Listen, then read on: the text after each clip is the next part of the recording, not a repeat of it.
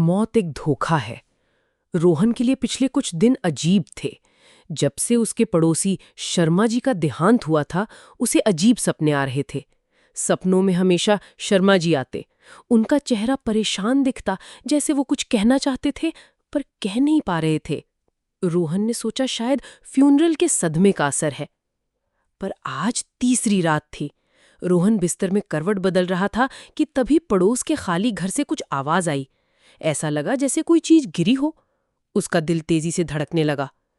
वहां तो कोई नहीं रहता, उसने खुद से कहा। शर्मा जी की पत्नी उनके जाने के बाद अपने बेटे के पास चली गई थी। हिम्मत करके वो उठा। उसे याद आया कि शर्मा आंटी ने उसे एक एक्स्ट्रा चाबी दी थी पौधों में पानी देने के लिए। डरते डरते उसने चाबी उठाई और शर्मा जी के घर की तरफ बढ़ा। दरवाजा खोला तो अंदर घुप अंधेरा था। हेलो, कोई है? उसकी आवाज कांप रही थी। जैसे ही उसने लिविंग रूम की लाइट जलाई, उसके सामने जो मंजर था उसे देखकर उसकी चीख निकलते निकलते रह गई।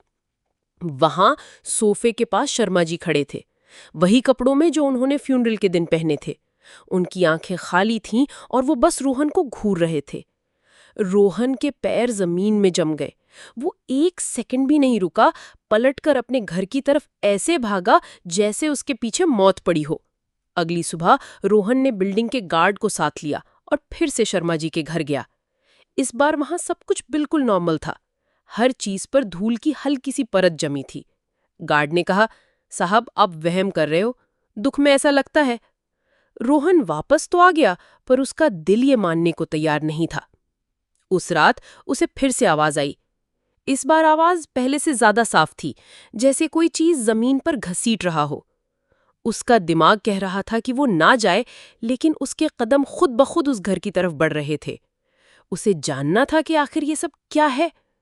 रोहन ने डरते हुए दरवाजा खोला। अंदर से एक अजीब सी ठंडक आई, जैसे एसी चल रहा हो, पर घर की तो लाइट ही बंद थी। शर्मा अंकल, उसने दबी आवाज में पुकारा।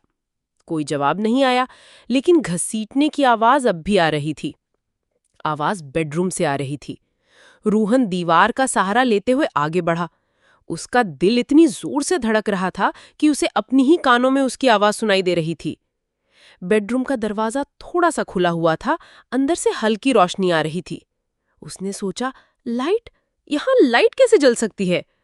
उसने अपनी सांस रोकी और दरवाजे के गैप से अंदर झांका। अंदर का नजारा देखकर उसके पैरों तले जमीन खिसक गई।